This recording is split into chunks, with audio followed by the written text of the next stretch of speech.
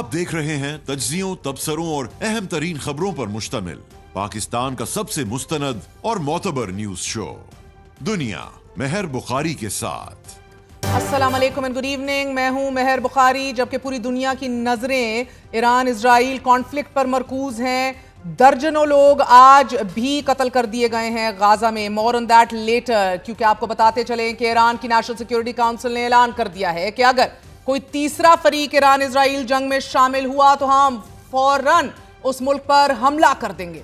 ये बयान अब से कुछ देर कबल जारी किया गया है और इसी तरह अब से कुछ देर कबल ये भी खबर सामने आई है कि ईरान पर मिसाइल हमलों के बाद इजराइल ने ईरान के मुख्तलिफ शहरों पर फिजाई हमले शुरू कर दिए हैं। जबकि ईरान का यह कहना है कि आज की रात गुज़िश्ता रातों से काफी मुख्तलिफ होगी। ये खबर इस वजह से अहम तरीन है क्योंकि एनबीसी से गुफ्तगू करते हुए एक आला इजरायली ओहदेदार का यह कहना है कि ईरान की जानिब से फायर किए गए मिसाइलों में से सिर्फ 60% को आयरन डोम तबाह करने में कामयाब हो रहा है कि जो 24 घंटे कबल तक 90% था। मतलब कि ईरान के मुसलसल हमलों ने आयरन डोम एंटी मिसाइल सिस्टम को एग्जॉस्ट कर दिया है और इजराइल की दिफाई कुव्वत में हर गुजरते लम्हे कमी आ रही है। किसी को नहीं मालूम ईरान इजराइल जंग का इख्तिताम कब और कैसे होगा। यह भी किसी को नहीं मालूम कि डोनाल्ड ट्रंप ईरान पर हमले का ऐलान करेंगे या नहीं, और अगर करेंगे तो यह हमला कब और कहां से होगा। अलबत्ता ये वाज़ेह जरूर है कि इन हमलों के बाद ये दुनिया और बिलखसूस मशरिक़ वुस्ता रहने के काबिल नहीं होगा। इस हवाले से द इकोनॉमिस्ट ने अपनी report where will the Iran Israel war and in a verse place if Donald Trump rashes इन में लिखा है कि अगर ट्रंप ईरान पर हमला करने में जल्दी करते हैं तो मशरिक़ वुस्ता रहने के लिए बदतरीन जगह होगी। ट्रंप को अभी मजीद इंतजार करना चाहिए। नाज़रीन, अब से कुछ देर कबल ईरान ने इजराइल पर 15वां यानी कि 15th मिसाइल हमला कर दिया है। जबकि अमरीकी सदर डोनाल्ड ट्रंप के बाद इजराइल ने फिर से ईरानी सुप्रीम लीडर आयतुल्लाह खमेनी को कत्ल करने की धमकी दे दी है। Israel's defence minister cats has said that eliminating Iran's supreme leader Ayatollah Khamenei is now the country's war goal. पहले नेतन्याहू ने कहा कि ईरान के सुप्रीम लीडर को कत्ल करना हमारा हदफ है। उसके बाद अमेरिकी सदर डोनाल्ड ट्रंप ने इसको इंडोर्स किया कि ईरानी सुप्रीम लीडर हमारे लिए आसान हदफ है, मगर फिलहाल हम उन्हें निशाना नहीं बनाएंगे। और इजरायली वजीर दिफा अब इजराइल कैट्स कह रहा है कि आयतुल्लाह खमेनी का वजूद अब मजीद बर्दाश्त नहीं किया जा सकता। 2 दिन कबल भी इजरायली वजीर दिफा ने धमकी दी थी कि अगर ईरान ने इजराइल पर हमले और जंगी जराइम जारी रखे तो उनका अंजाम इराक के साबिक सदर सद्दाम हुसैन जैसा हो सकता है। अमरीकी सदर इजरायली वजीर दिफा के अलावा अमरीकी सेनेटर टेड क्रूज समझता है कि आयतुल्लाह खमेनी को कत्ल करना इस वजह से भी लाजिम है क्योंकि वो डोनाल्ड ट्रंप को कत्ल कर सकता है। अमरीका का दिफा करने के लिए यह बहुत अच्छी बात है कि आप किसी को कत्ल कर दें। Very interesting exchange, have a look. A beautiful interview Indeed. आज अमेरिकी सदर डोनाल्ड ट्रंप ने एक्स पैगाम में ये लिखा है कि ईरान से मुतल्लिक मैं क्या सोच रहा हूं, इस हवाले से वॉल स्ट्रीट जर्नल को कुछ नहीं मालूम। डोनाल्ड ट्रंप का बयान इस वजह से अहम है क्योंकि आज अमेरिकी अखबार वॉल स्ट्रीट जर्नल ने अपनी रिपोर्ट में दावा किया है कि डोनाल्ड ट्रंप ने मंगल की रात सीनियर मशीरों को यह बताया कि उन्होंने ईरान पर हमले के मंसूबे की मंजूरी दे दी है, लेकिन फिलहाल हतमी हुक्म नहीं दिया ताकि देखा जा सके कि आया ईरान अपना जोहरी प्रोग्राम तर्क करता है या नहीं। रिपोर्ट के मुताबिक ईरान की अहम जोहरी तनसीब फर्दो अमरीकी हमले का मुमकिना हदफ है कि जो एक पहाड़ के अंदर वाक़ है और अस्करी माहिरीन के मुताबिक सिर्फ इंतहाई ताकतवर बम से ही निशाना बनाई जा सकती है। गुज़िश्ता रोज सदर ट्रंप का यह कहना था कि अमरीका ईरान की जोहरी तनसीबात पर हमला करेगा या नहीं, अभी कुछ नहीं कहा जा सकता, हम देखेंगे कि क्या हो रहा है, अभी कुछ खत्म नहीं हुआ, nothings finished till it's finished. हम ईरान पर हमला कर भी सकते हैं या नहीं भी। अमरीकी सदर वॉल स्ट्रीट जर्नल की रिपोर्ट को झुटला रहे हैं, लेकिन आज ही ब्लूमबर्ग न्यूज ने भी अपनी रिपोर्ट में यह कहा है कि अमरीका ईरान पर मुतवक्के हमला, जो कि आने वाले कुछ दिनों में भी हो सकता है, उसके लिए तैयारी कर रहा है। 2 ज़राए का हवाला देते हुए ब्लूमबर्ग ने यह लिखा है कि अमरीका अभी अंदाजा लगा रहा है कि हमले के लिए कितना इंफ्रास्ट्रक्चर इस्तेमाल होगा। कुछ लोगों का यह ख्याल है कि अमरीका इस वीकेंड पर हमला कर देगा। अमरीकी सदर के बयान और मुतवक्के अमरीकी हमले की खबरों के बाद आज Iranian supreme leader Ayatollah Khamenei ने एक्स पर मुख्तलिफ पैगामात जारी किए हैं। ईरानी सुप्रीम लीडर ने कुरान पाक के 3 पारे की 126वीं आयत का हवाला देते हुए ये लिखा है, और फतह सिर्फ अल्लाह की तरफ से है जो गालिब और हिकमत वाला है और कादिर मुतलक। यकीनन ईरानी कौम को इंशाअल्लाह फतह जरूर अता करेगा। उन्होंने ईरानी कौम को मुखातिब करते हुए कहा है कि मैं अपनी प्यारी कौम को यह बताना चाहता हूं कि अगर दुश्मन को यह एहसास हो कि आप उससे डरते हैं तो वो आपको नहीं छोड़ेगा, वही सलूक जारी रखेगा कि जिसका मुजाहिरा आज तक आपने किया है। इस तर्ज अमल को ताकत के साथ जारी रखिए। ईरानियन सुप्रीम लीडर आयतुल्लाह खamenei ने साथ ही ये भी कहा है कि यह हकीकत कि सिहोनी ज़ायनिस्ट हुकूमत के अमरीकी दोस्तों का मंजर आम पर आना और ऐसी बातें करना उस हुकूमत की कमजोरी और नाअहली की इलामत है। नाज़रीन, जहां एक जानिब ईरान पर इजरायली हमले जारी हैं तो दूसरी तरफ आज इजराइल ने इन ईरानी आला अस्करी ओहदेदारों से मुतल्लिक एक वीडियो भी जारी की है कि जिसमें कम अज कम 11 ईरानी फौजी एहलकारों को इजराइल अब तक हमलों में शहीद कर चुका है। इसके अलावा इजराइल ने उन एटमी रिएक्टर्स पर हमलों की भी वीडियोस जारी कर दी हैं कि जिन्हें आज निशाना बनाया गया है। इजरायली फौज ने यह दावा किया है कि इजराइल अब तक 600 एरियल रिफ्यूलिंग मशरक़ वस्ता की फिजाओं में कर चुका है। यही नहीं, यह भी दावा किया गया है कि गुज़िश्ता रोज जिन जोहरी तंसीबात को निशाना बनाया गया उसके लिए 60 जंगी तैयारों का भी इस्तेमाल किया गया। इजरायली हमलों के जवाब में आज ईरान ने इजराइल पर भी हमले किए हैं। अब तक ईरान इजराइल पर 14 मिसाइल हमले कर चुका है और आज ईरान ने एक बार फिर इजराइल पर बड़ा मिसाइल हमला किया है कि जिसमें ईरान ने फतह-1 हाइपरसोनिक मिसाइल और सेजिल मिसाइल्स का इस्तेमाल किया है। ईरान ने इजराइल के जदीद तरीन हर्मेस 900 ड्रोन की भी फुटेज जारी कर दी है कि जिसे ईरानी एयर डिफेंस ने गिराया है। ईरान की तरफ से तेल अवीव के मुख्तलिफ मकामात पर 4 इमारतों को निशाना बनाया गया है कि जिनमें मुख्तलिफ इमारतें इजरायली फौज के जेर इस्तेमाल थीं। हमलों के बाद इजराइल और यूरोपियन मीडिया की तरफ से यह प्रोपेगेंडा शुरू कर दिया गया कि ईरान ने अस्पताल पर हमला कर दिया है। इस प्रोपेगेंडे का जवाब देते हुए ईरानियन वजीर खारजा अब्बास अरगची ने एक्स पर वाज़ेह किया है कि ईरानी फोर्सेस ने इजरायली फौज के एक कमांड कंट्रोल और इंटेलिजेंस हेडक्वार्टर को निशाना बनाया है। धमाकों की शिद्दत से करीब वाक़े सारो का मिलिट्री अस्पताल के एक हिस्से को भी मामूली सा नुकसान पहुंचा है। ईरानी वजीर खारजा ने कहा है कि यह अस्पताल गजा में जारी कत्लेआम में मुलव्विस इजरायली फौजियों के इलाज के लिए इस्तेमाल होता रहा है और हो रहा है वही गजा नाजरीन के जहां इजराइल 94% अस्पताल तबाह कर चुका है। CNN ने अपनी रिपोर्ट में बताया है कि अस्पताल को शदीद नुकसान पहुंचा है। CNN ने गुज़िश्ता रोज ईरानी टेलीविजन पर इजरायली हमले की वीडियो भी जारी कर दी है और रिपोर्ट में देखा जा सकता है कि कितनी ज्यादा तबाही हुई है। इजरायली जारियत के जवाब में ईरानी हमलों के नतीजे में अब तक तेल अवीव स्टॉक मार्केट को $475 बिलियन का नुकसान हो चुका है।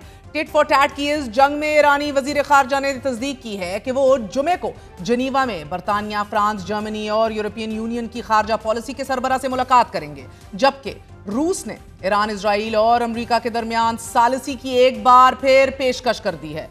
अमेरिका के अंदर भी ईरान पर मुतवक्के अमेरिकी हमले के बाद एहतजाज शुरू हो चुका है और बड़े पैमाने पर व्हाइट हाउस के बाहर किए गए मुजाहिरीन ने एहतजाज के दौरान no US Israel war on Iran के प्ले कार्ड्स उठाए हुए थे। और अमेरिकी सदर के बयान के बाद अमेरिका में अब यह बहस भी शदोमत से जारी है कि क्या अमेरिका को ईरान इजराइल जंग में दाखिल होना भी चाहिए या नहीं। अमेरिकी सेनेटर रैंड पॉल हमले की मुखालिफत कर रहे हैं तो रिपब्लिकन सेनेटर लिंडजी ग्राहम हमले की हिमायत में बोल पड़े हैं। रैंड पॉल ने कहा है कि हमें किसी भी सूरत ईरानियन जंग के लिए अपने एक फौजी को भी नहीं भेजना चाहिए और मैं वाज़ेह कर देना चाहता हूं कि मैं किसी भी सूरत इस पर वोट नहीं दूंगा कि अमेरिकी फौजियों को ईरान भेजा जाए। ये बहुत बड़ी गलती होगी, ये हमारी जंग नहीं है।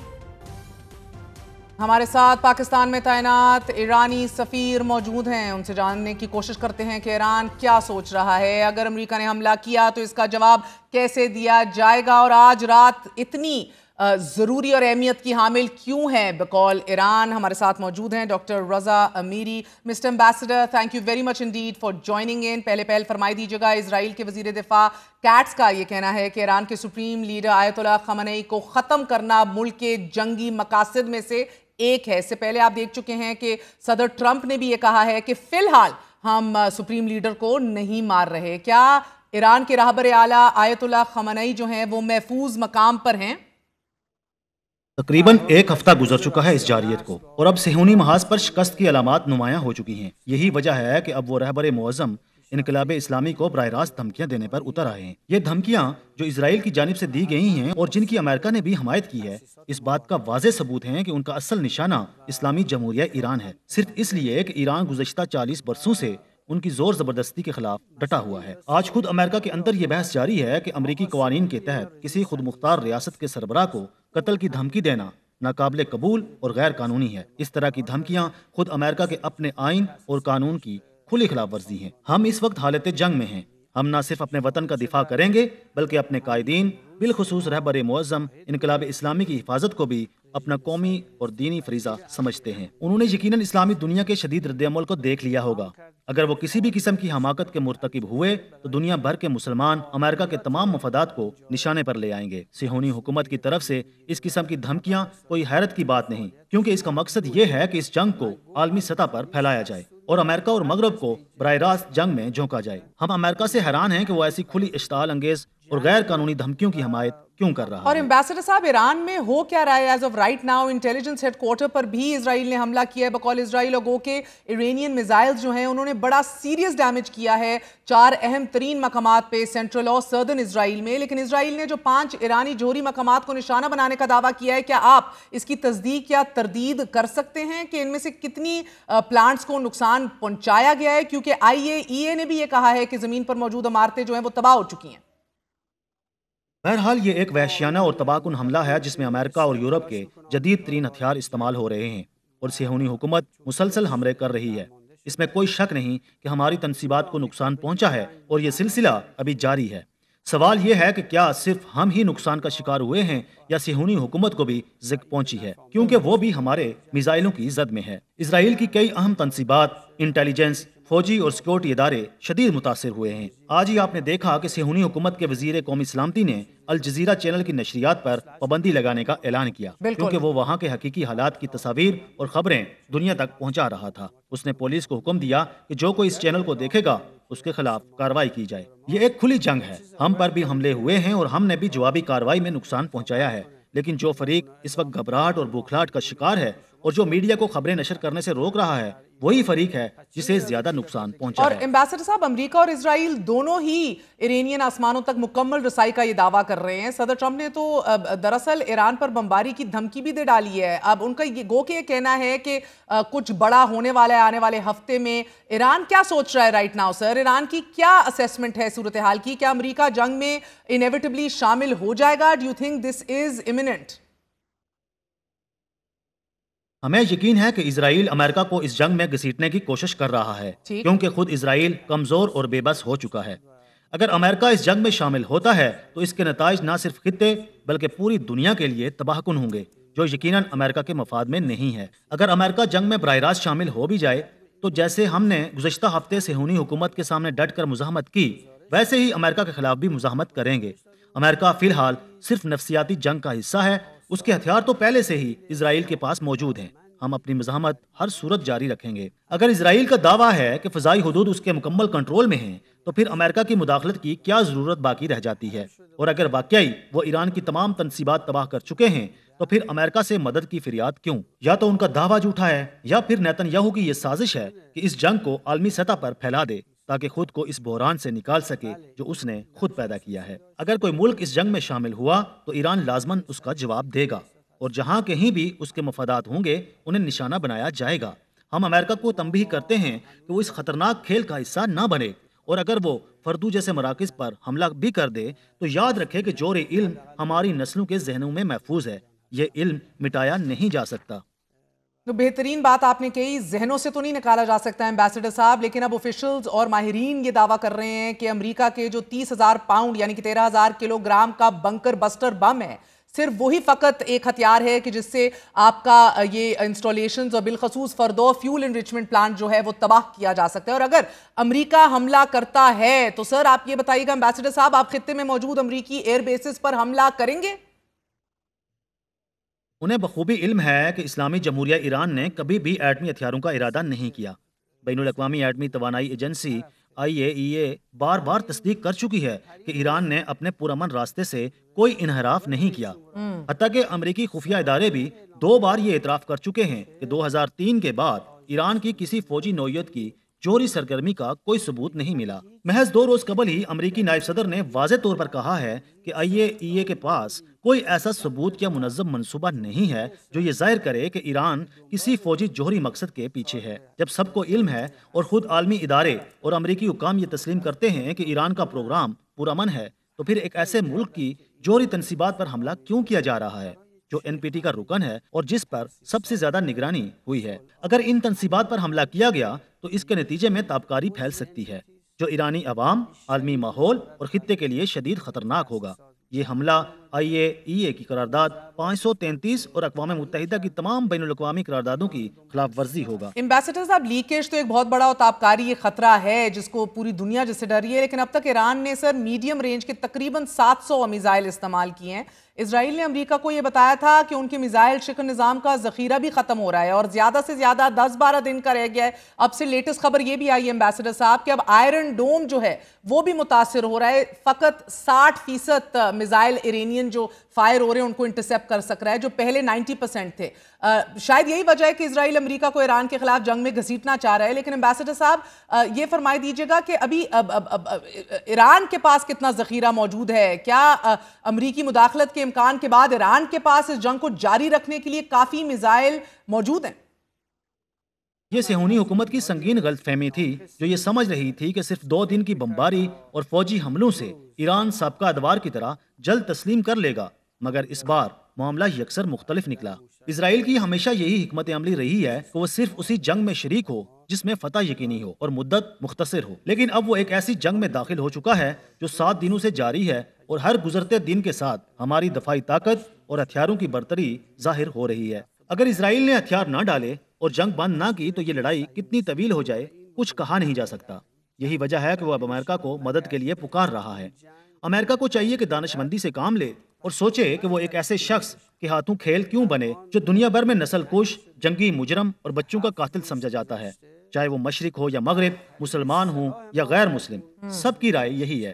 یہ شخص اس وقت بین الاقوامی فوجداری عدالت کی طرف سے مطلوب ہے۔ امریکہ آخر کیوں خود کو ایک رسوا شخص کی جنگ میں دھکیل رہا ہے؟ اگر امریکہ اور اس کے اتحادی اسرائیل کی مدد کو آتے ہیں تو ہم اس قدر طاقتور وسائل رکھتے ہیں کہ طویل جنگ میں بھی ان کا مقابلہ کر کے یقینی شکست سے دوچار کر سکتے ہیں۔ بھرپور طاقت رکھتے ہیں سر، بالکل آپ ویسے بھی صحیح فرما رہے ہیں سر، کیونکہ ایمبیسڈر صاحب آج بھی 70 سے زائد لوگ غزہ کے اندر شہید کر دیے گئے ہیں، جس کے اندر سے متعدد بچے ہیں۔ لیکن ایمبیسڈر صاحب کچھ اطلاعات یہ بھی ہیں کہ عمان اور قطر نے ثالثی کی پیشکش کی ہے۔ کل ڈونلڈ ٹرمپ نے بھی یہ دعویٰ کیا کہ ایران مذاکرات کے لیے امریکہ سے رابطے میں ہے۔ کیا آپ تصدیق کرتے ہیں؟ کئی ممالک نے ثالثی کی پیشکش کی ہے، لیکن ہمارا موقف یہ ہے کہ ہم پہلے ہی مذاکرات کی میز پر موجود تھے۔ ہم نے طے کیا تھا کہ 15 جون کو مسقط میں امریکی وفد سے بات چیت ہوگی، لیکن اس سے صرف 2 دن قبل 13 جون کو ایران پر حملہ کر دیا گیا۔ اب سوال یہ ہے کہ اس حملے کی وجہ کیا تھی، اور اب جب وہی فریق مذاکرات کی بات کر رہا ہے تو اس کی نیت پر کیسے اعتبار کیا جائے؟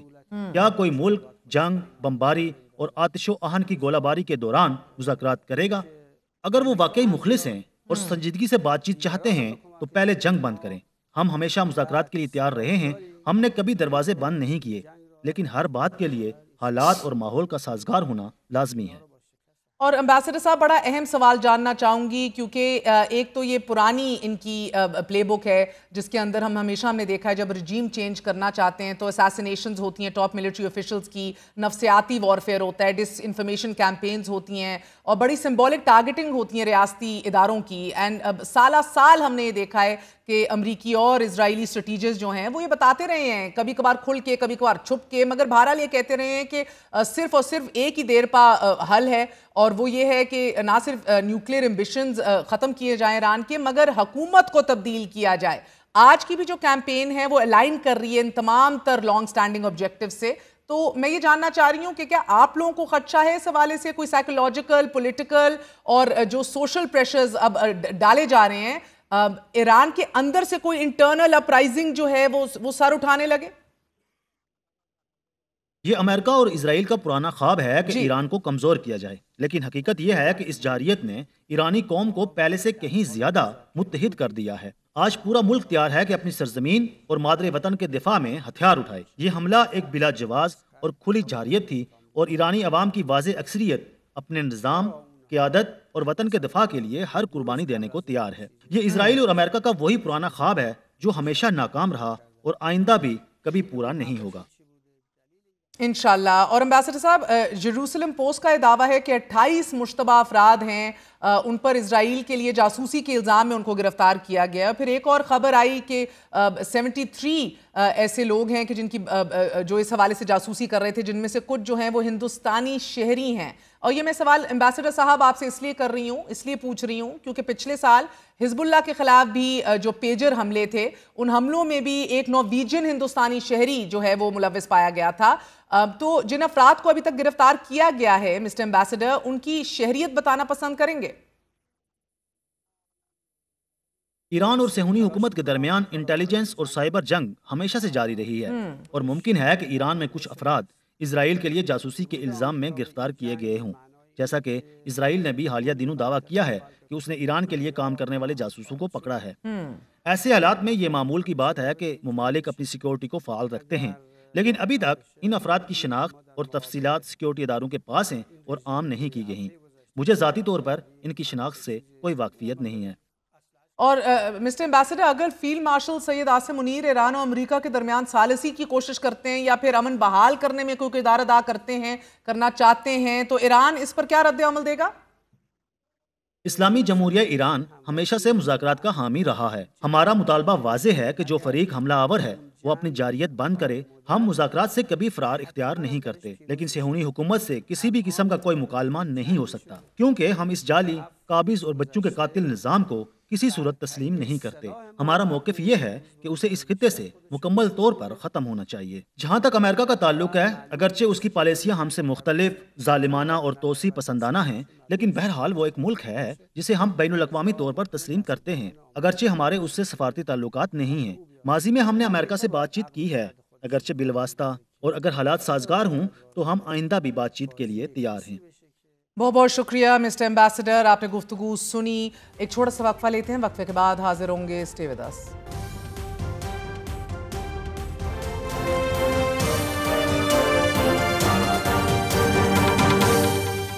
واپس آنے کا شکریہ۔ تازہ ترین خبروں سے آپ کو آگاہ کر رہے ہیں، اور آج ایران کا یہ کہنا ہے کہ غیر ضروری اہمیت کی حامل یہ رات ہوگی۔ ہمارے ساتھ لیلا ہاتوم موجود ہیں، مڈل ایسٹ ایکسپرٹ ہیں، ایڈیٹر ان چیف ہیں مینا انسینسرڈ کی، وار رپورٹر ہیں۔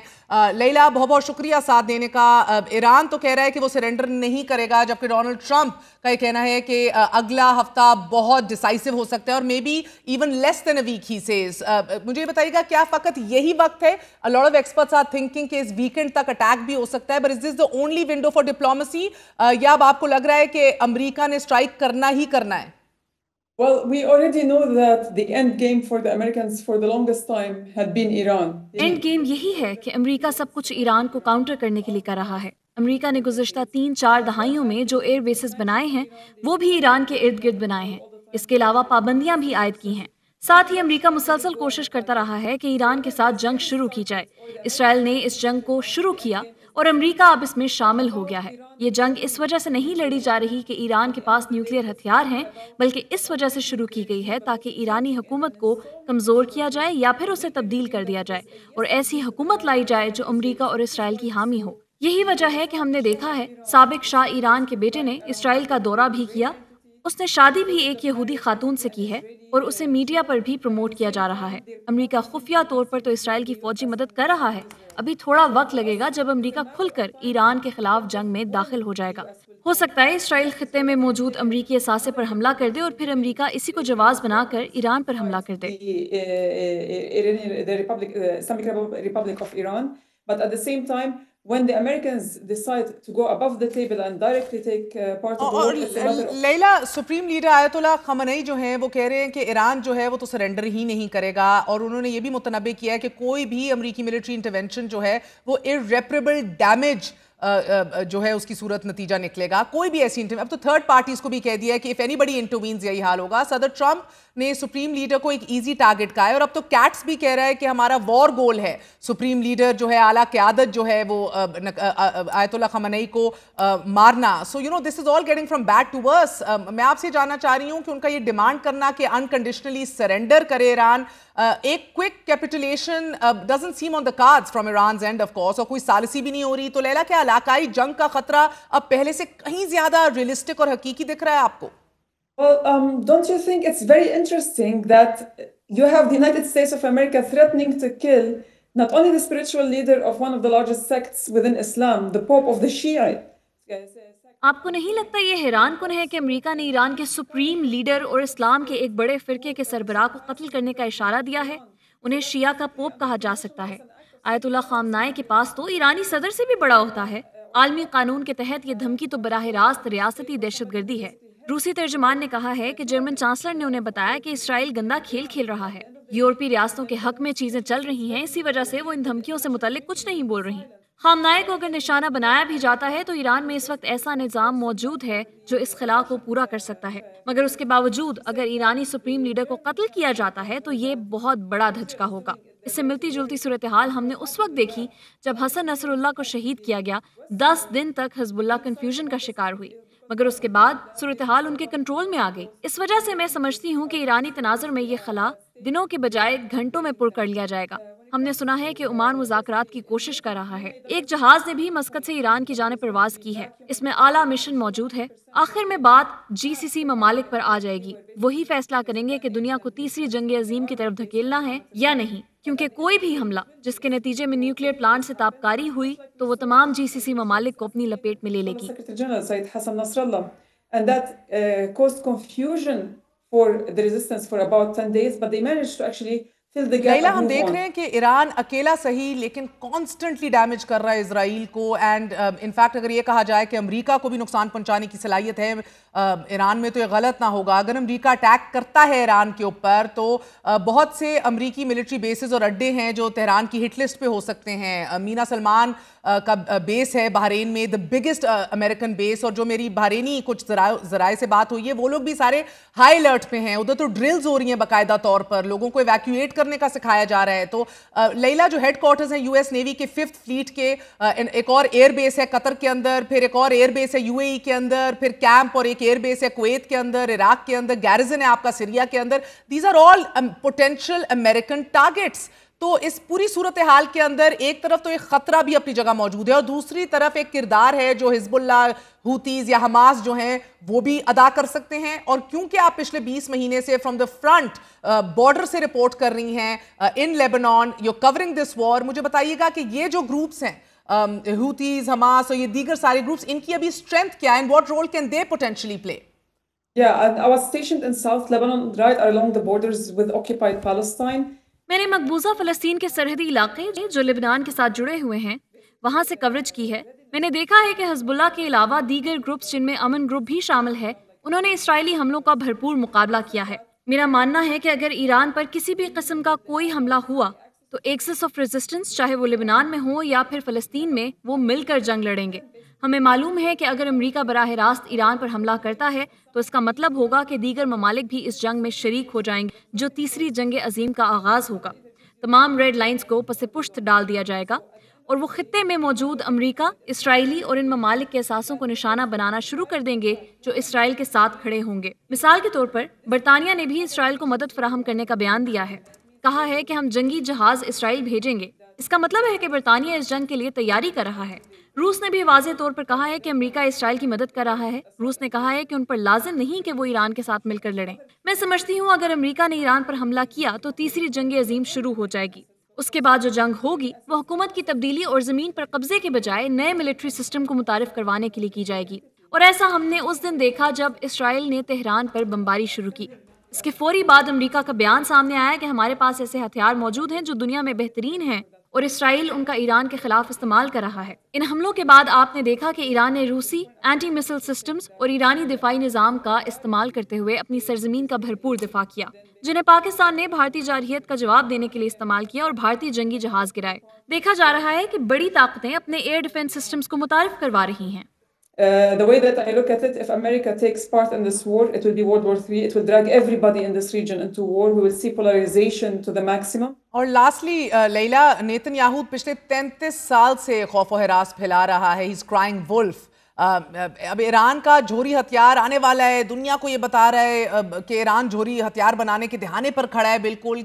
And you know, that's not the case. آپ کو کیا لگ رہا ہے کہ اگر یہ رجیم چینج ہوتا ہے, آپ کو مزید علاقائی عدم توازن اور more regional imbalance دکھ رہا ہے if they do succeed in a regime change in Iran? Most definitely. I mean, with a regime change or without it, this current war hasn't ended yet. We are far from seeing the eye of the storm when it comes to this war. بالکل, regime change ہو یا نہیں, یہ جنگ اتنی جلدی ختم ہونے والی نہیں. ہم نے ابھی تک کچھ نہیں دیکھا. ابھی بہت برا وقت آنے والا ہے. انٹرنیشنل کمیونٹی نے جنگ روکنے کے بجائے اسرائیل کی مدد شروع کر دی ہے. اسرائیل کو ہتھیار فراہم کیے جا رہے ہیں. جب تک اسرائیل کو ہتھیاروں کی فراہمی نہیں روکی جاتی, اس وقت تک آپ اسرائیل کی ریاستی بربریت کو نہیں روک سکتے, جس کی قیادت ایک پاگل شخص کر رہا ہے. اس پاگل شخص کو وائٹ ہاؤس میں بیٹھے ایک اور پاگل شخص کی حمایت حاصل ہے, جو ڈونلڈ ٹرمپ ہے. ڈونلڈ ٹرمپ نے کہا کہ میں نے اسرائیل کو کہا ہے کہ ایران پر حملے جاری رکھیں. ڈونلڈ ٹرمپ نے ایک ایسے ملک پر حملوں کا کہا ہے جس کے پاس وہ چیز ہی نہیں جس کی وجہ سے حملے کیے جا رہے ہیں.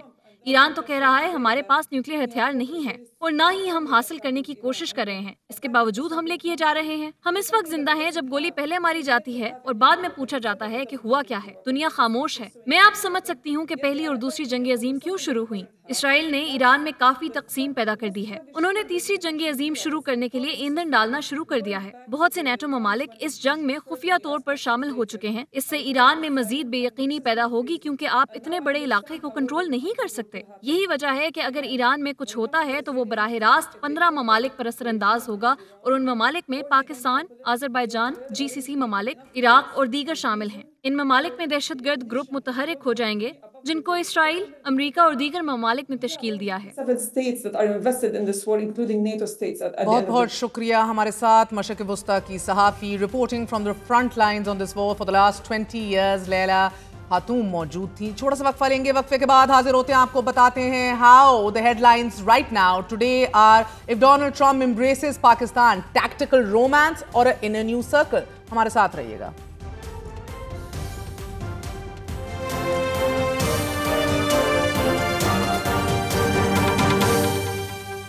A little bit of domestic news for the moment. Supreme court کے آئینی بینچ نے ججز تعیناتی کیس میں 5 ججز کی درخواستیں مسترد کرتے ہوئے 3 ججز کا اسلام آباد ہائی کورٹ میں تبادلہ آئینی اور قانونی قرار دے دیا ہے. عدالت عظمیٰ نے 3-2 کے تناسب سے مختصر فیصلہ سنایا اور آئینی بینچ کے 2 اقلیتی ججز نے فیصلے سے اختلاف کرتے ہوئے اختلافی نوٹ جاری کر دیا ہے. ناظرین, اس میں صدارتی نوٹیفیکیشن کو غیر آئینی قرار دیتے ہوئے درخواستیں منظور کرنے کی سفارش کر دی گئی ہے. سپریم کورٹ کے 5 رکنی آئینی بینچ نے اکثریتی فیصلے میں کہا ہے کہ صدر پاکستان کو آرٹیکل 200 کے تحت ہائی کورٹ کے جج کو ایک عدالت سے دوسری عدالت منتقل کرنے کا اختیار حاصل ہے, اور یہ اختیار آرٹیکل 175 کے تحت ججوں کی تقرری سے بالکل الگ ہے. آئین کے دونوں آرٹیکلز ایک دوسرے کو کالعدم نہیں کرتے, اس لیے منتقلی کو تقرری سمجھنا آئین کی روح کے منافی ہے. عدالت نے اپنے فیصلے میں کہا ہے کہ اگر یہ فرض کر لیا جائے کہ تمام عہدے صرف جوڈیشل کمیشن آف پاکستان کے ذریعے ہی پر کیے جائیں گے تو یہ مفروضہ آئین کے معماروں کے ارادے کے خلاف ہوگا, اور منتقلی ایک الگ آئینی شق کے تحت کی جاتی ہے کہ جو جوڈیشل کمیشن سے آزاد ہے. فیصلے میں مزید کہا گیا ہے کہ اسلام آباد ہائی کورٹ ایکٹ 2010 کی دفعہ 2 صرف تقرری سے متعلق ہے, اس کو تبادلے پر لاگو نہیں کیا جا سکتا اور یہ آئین کے آرٹیکل 200 کو محدود نہیں کر سکتی. اس لیے اس قانون کو بنیاد بنا کر تبادلے کو کالعدم قرار دینا درست نہیں ہوگا. عدالت نے آرٹیکل 200 کے تحت صدر مملکت کے اختیار کی وضاحت کرتے ہوئے یہ کہا ہے کہ صدر پاکستان کا اختیار غیر محدود نہیں بلکہ 4 درجاتی طریقہ کار سے مشروط ہے کہ جس میں جج کی رضامندی, چیف جسٹس آف پاکستان سے مشاورت, دونوں متعلقہ ہائی کورٹس کے چیف جسٹس صاحبان سے مشاورت اور پھر عوامی مفاد کا جائزہ شامل ہے. اور اگر کسی جج نے ابتدا میں ہی منتقلی سے انکار کر دیا تو معاملہ وہیں ختم ہو جاتا ہے, اور اگر جج کی رضامندی ہو تو بھی مشاورت کا عمل ضروری ہے. یہ سب مراحل عدلیہ کے دائرہ اختیار میں آتے ہیں, اس لیے یہ عدلیہ کی آزادی پر کوئی اثر نہیں ڈالتے. عدالت نے اپنے مختصر فیصلے میں یہ کہا ہے کہ 1 फरवरी 2025 का सदारती नोटिफिकेशन आइन के मुताबिक है और इसे गैर आइनी करार नहीं दिया जा सकता। इसलिए जजेस का इस्लामाबाद हाई कोर्ट तबादला बरकरार रखा गया है। और सीनियरिटी के मामले को अदालत ने यह कहते हुए कि सीनियरिटी एक अदालत का अंदरूनी मामला, इंटरनल मामला नहीं है, बल्कि दीगर हाई कोर्ट से मुंतकिल होने वाले जजेस का है, इसलिए इस पर अलग पॉलिसी दरकार है। अदालत ने हाई कोर्ट्स के जजेस की सीनियरिटी लिस्ट मौजूद ना होने पर इस पर भी वजाहत मांगी है और अदालत ने सदर पाकिस्तान को भी हदायत जारी कर दी हैं कि वो भी नोटिफिकेशन के जरिए ये वाज़ेह करें कि जजेस की मुंतकली मुस्तकिल है या फिर आर्जी, और उस वक्त तक कि जब तक सदर वजाहत नहीं पेश कर देते जस्टिस सरदार मोहम्मद सरफराज डोगर बतौर कायम मकाम chief justice Islamabad high court काम जारी रखेंगे। 5 रुकनी आईनी बेंच के एक अक्सरियती फैसले के खिलाफ मगर 2 अकलियती जजों जस्टिस नईम अफगान और जस्टिस शकील अहमद ने अपना इख्तलाफी नोट जारी कर दिया है। दोनों जजेस ने सदर मुमलिकत के नोटिफिकेशन को गैर आईनी करार देते हुए जजेस की दरख्वास्तें मंजूर करने की सिफारिश की है और इख्तलाफी नोट में यह लिखा है कि जजेस का तबादला जुडिशल कमीशन ऑफ पाकिस्तान की तकर्री के दायरे में आता है और जजेस के तबादले का यह तरीकाकार आइन की रूह के खिलाफ है। आर्टिकल 200 की शिक 2 शिक 1 के ताबे है और दोनों एक दूसरे से मुंसलिक हैं। शिक 1 और शिक 2 को जजेस की मुस्तकिल तब्दीली की इजाजत नहीं देती। इन दोनों शिकों से यह वाज़ेह है कि जजेस की तब्दीली सिर्फ आर्जी बुनियादों पर हो सकती है, ओनली टेम्पोररीली, ना कि मुस्तकिल तौर पर। और अटॉर्नी जनरल ऑफ पाकिस्तान ने अदालत को यह बताया था कि मज़कूरा तीनों जजों को मुस्तकिल तौर पर हाई कोर्ट्स में मुंतकिल किया गया है। अकलियती जजेस ने यह सवाल भी उठाया है कि जजेस की मुस्तकिल तब्दीली का अमल गैर जरूरी उजलत में मुकम्मल किया गया। यह अमल हकायक और कानून दोनों में बदनीयती का शिकार था। इख्तलाफी नोट में यह कहा गया है कि सदर मुमलिकत ने 3 जजेस का मुस्तकिल तबादला करते वक्त अपनी आजादाना राय और मारूजी फैसले का इस्तेमाल नहीं किया और तमाम सूबों की इस्लामाबाद हाई कोर्ट में मुतनासिब नुमाइंदगी का मकसद जुडिशल कमीशन ऑफ पाकिस्तान के तहत नए जजेस की तकर्री के जरिए आसानी से हासिल किया जा सकता था और जजेस का मुस्तकिल तबादला आइन के आर्टिकल 2, आर्टिकल 4 और आर्टिकल 25 की खिलाफ वर्जी है और 3 जजेस की मुस्तकिल तब्दीली ने लाहौर, सिंध और बलोचिस्तान हाई कोर्ट से इस्लामाबाद हाई कोर्ट तक जजेस की बरादरी में एक तनाव पैदा कर दिया है। सुप्रीम कोर्ट के इस फैसले के बाद तहरीक इंसाफ और इस्लामाबाद हाई कोर्ट के 5 जजेस की दरख्वास्तें मुस्तरद कर दी गई हैं। नाज़रीन, 5 जजेस के जिसमें justice Mohsin Akhtar Kiani, justice Tariq Mahmood Jahangiri, justice Babar Sattar, justice सरदार एजाज इसाक खान और जस्टिस समन रिफ़त इम्तियाज शामिल हैं। इन्होंने अपनी दरख्वास्त में अदालत से यह इस्तदा की थी कि सुप्रीम कोर्ट करार दे कि सदर को आर्टिकल 200 की शिक 1 के तहत जजेस के तबादले के लामहदूद इख्तियार हासिल नहीं और मुफाद आमा के बगैर जजेस को एक हाई कोर्ट से दूसरी हाई कोर्ट ट्रांसफर नहीं किया जा सकता। वाज़ेह रहे ये केस और इसका फैसला इसलिए बहुत अहम है कि जस्टिस सरफराज डोगर की इस्लामाबाद हाई कोर्ट में तकर्री पर पाकिस्तान तहरीक इंसाफ बिलखसूस इमरान खान ने शदीद तंकीद करते हुए इसे आज़ाद अदलिया पर हमला करार दिया था। इमरान खान ने जस्टिस सरफराज डोगर की तकर्री को अपने मुकदमात पर मुमकिना तौर पर असरअंदाज होने की साजिश भी करार दिया था और इसे सियासी तकर्री कहा था और ये इल्ज़ाम भी लगाया था कि इमरान खान के मुकदमात को कंट्रोल करने के लिए मखसूस जजेस इस्लामाबाद हाई कोर्ट में तैनात किए जा रहे हैं और जिस वक्त जस्टिस सरफराज डोगर की इस्लामाबाद हाई कोर्ट में तैनाती की गई उस वक्त इमरान खान के इस्लामाबाद हाई कोर्ट में नैब, तोशाखाना, साइफर और 9 में से मुतल्लिक मुकदमात ज़ेरे समात थे और इस्लामाबाद हाई कोर्ट के 8 जजेस की जानिब से चीफ जस्टिस ऑफ पाकिस्तान को लिखे गए खत ने भी जजेस की तैनाती को मुतनाज़े बना दिया था। जजेस के तबादले का यह मामला उस वक्त सामने आया कि जब 1 फरवरी को सदर मुमलिकत आसिफ अली जरदारी की मंजूरी के बाद वजारत कानून और इंसाफ ने नोटिफिकेशन जारी करते हुए जस्टिस सरफराज डोगर का लाहौर हाई कोर्ट से, जस्टिस खालिद हुसैन सूमरो का सिंध हाई कोर्ट से और जस्टिस मोहम्मद आसिफ का बलोचिस्तान हाई कोर्ट से इस्लामाबाद हाई कोर्ट तबादला किया। इस तबादले पर इस्लामाबाद हाई कोर्ट के 8 जजेस ने चीफ जस्टिस ऑफ पाकिस्तान को खत लिखा और इसमें यह कहा कि इस्लामाबाद हाई कोर्ट के लिए किसी दूसरी अदालत से जज को लाना आइन से फ्रॉड होगा। सीनियरिटी कैसे तब्दील हो सकती है? 3 सीनियर तरीन जजेस में से ही एक को चीफ जस्टिस बनाने के लिए मुशावरत जरूरी है और अगर ऐसे ही तबादलों को इजाजत दे दी गई तो यह आइन और अदलिया की आजादी के लिए तबाहकुन होगा। जजेस की तबादलों पर 5 जजेस ने सुप्रीम कोर्ट ऑफ पाकिस्तान में दरख्वास्त दायर कर दी। कराची बार और पाकिस्तान तहरीक इंसाफ ने भी सुप्रीम कोर्ट का दरवाजा खटखटा दिया और 19 समातों के बाद आज सुप्रीम कोर्ट ने इन जजेस के तबादलों को आईनी करार दे दिया है। प्रोग्राम में आगे बढ़ते हैं। नाज़रीन, अमरीकी सदर डोनाल्ड ट्रंप और field marshal general Asim Munir के दरमियान होने वाली मुलाकात को 16 घंटे गुजर चुके हैं। ताहाल व्हाइट हाउस से मुलाकात से मुतल्लिक کوئی اعلامیہ جاری نہیں کیا گیا. تاہم ISPR کی پریس ریلیز کے مطابق اس اہم ترین ملاقات میں دونوں ممالک کے مابین انسداد دہشت گردی میں تعاون کو جاری رکھنے پر اتفاق کیا گیا. صدر ٹرمپ نے پاکستان کے ساتھ باہمی مفاد پر قائم مثبت تجارت کے معاہدوں کا اظہار کیا. امریکہ اور پاکستان کے درمیان معاشی اور تجارتی تعاون، mines and minerals, artificial intelligence, energy sector, crypto currency اور دیگر شعبوں میں تعاون بڑھانے پر اتفاق ہوا ہے. پریس ریلیز کے مطابق اس ملاقات میں ایران اسرائیل تنازع پر بھی تفصیلی گفتگو ہوئی ہے. صدر ٹرمپ نے فیلڈ مارشل سید عاصم منیر کی قائدانہ اور فیصلہ کن صلاحیتوں کو سراہا ہے. فیلڈ مارشل نے صدر ٹرمپ کو حکومت پاکستان کی جانب سے دورہ پاکستان کی دعوت بھی دی ہے. پہلے سے طے شدہ 1 گھنٹے دورانیے کی اہم ترین ملاقات 2 گھنٹے تک جاری رہی.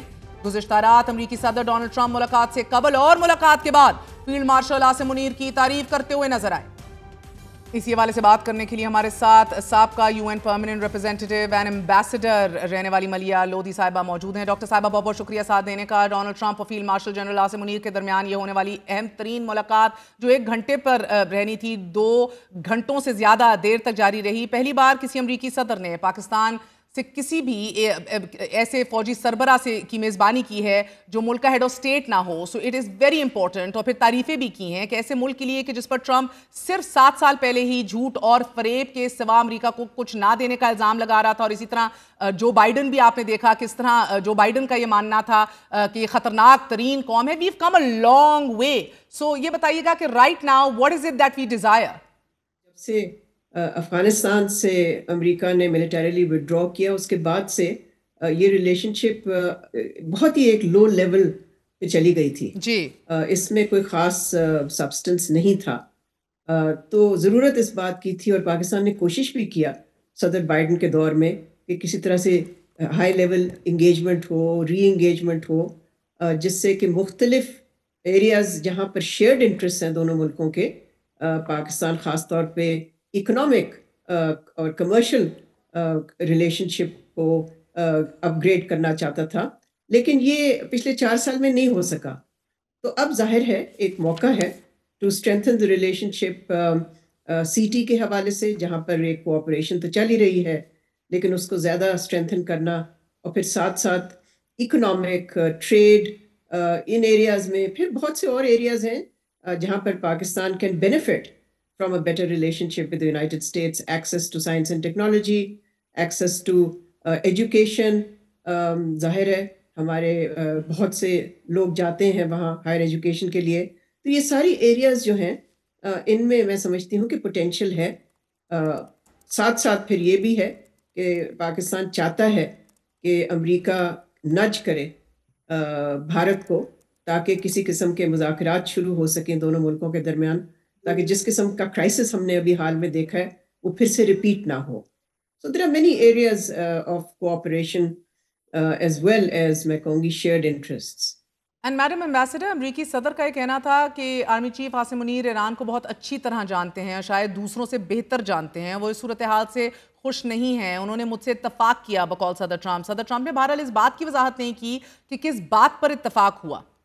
میرا خیال ہے جہاں تک میری معلومات کا تعلق ہے، آئی ایم شیور کہ army chief must have indicated and articulated Pakistan's position. اور پاکستان کی پوزیشن کیا ہے کہ اس جنگ کو ختم ہونا چاہیے اور یہ کہ ایک سفارتی حل کی طرف جانا چاہیے، مذاکرات کو بحال کرنا چاہیے. I don't think he could have said anything other than that. اور اگر صدر ٹرمپ نے کہا ہے کہ جی وہ بھی سمجھتے ہیں کہ سفارتی جو راستہ ہے وہ بہتر ہوگا، تو then I think it's a good thing.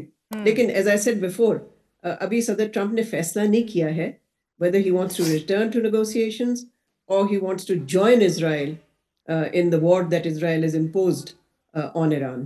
اور مین وائل ڈیفینس منسٹر خواجہ آصف کا میڈم ایمبیسڈر یہ کہنا ہے کہ دس میٹنگ از اے مائل اسٹون ان پاک US ties and a success of the current hybrid model of governance. Well, that's his view, certainly not my view. I think one should think in terms of Pakistan. As I said, this is an opportunity for the country to reset the relationship with the United States. Khwaja Asif he says different things on different days, so I won't comment on this. बहुत बहुत शुक्रिया doctor मलिया लोधी हमारे साथ मौजूद थी। नाजरीन, मार्का हक के दौरान आलमी मंजरनामे पर हालिया रुसवाई और तजलील के बावजूद भारतीय हुकूमत के ज़ेर एहतमाम प्रोपेगेंडा और जाली खबरें बनाने वाली फैक्ट्रियां सरासर झूठ और मनगढ़ंत खुद साख्ता कहानियां फैलाने का काम जारी रखे हुए हैं। और इंडिया के अंदर अब ये फेक प्रोपेगेंडा और न्यूज़ फैलाई जा रही है कि अमेरिका ने हमसे अड्डे मांगे, हमने उसके एवज जहाज मांगे। फेक न्यूज़ है और सफारती और सियासी सतह पर शदीद शर्मिंदगी के बायस भारत को समझ नहीं आ रही कि क्या करें। आज के लिए इतना ही। I'll see you all on Monday. Good night, Allah Hafiz.